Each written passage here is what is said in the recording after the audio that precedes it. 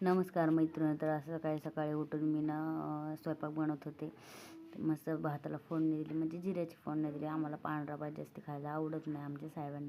मस्त पीठ मळून घेतलं आणि पटपट चपात्या करून घेतला, कारण की श्री साहेबांचा आवाज येत होता. त्यांचं रडणं म्हणजे भरपूरच कठीण आहे आणि मला 5 वाजता त्याला घेऊन बसायचं म्हणजे खूपच अवघड जातं. आणि तरी मी तुम्हाला दाखवते उठलेला आहे का नाही. ते बघा, उठलेलाच आहे. मला वाटलंच तरी. मस्त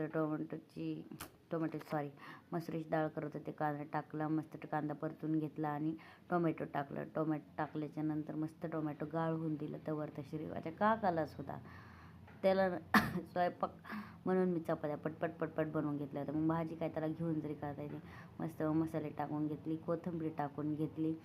तुम्ही कशी बनवतात हे मला नक्की सांगा बरं का. मी काय असं कांदा, टोमॅटो, कोथिंबीर, काळा मसाला, लाल तिखट टाकलं, मसुराची डाळ टाकली आणि थोडंसं पाणी ओतून घेतलं. आणि मग नंतर ना श्रीला मी मध चारायला घेतला, कारण की ना मी आज ठरवलं की श्री जवळ बोलत नाही त्यावर श्रीला मध खाऊ घालायचा.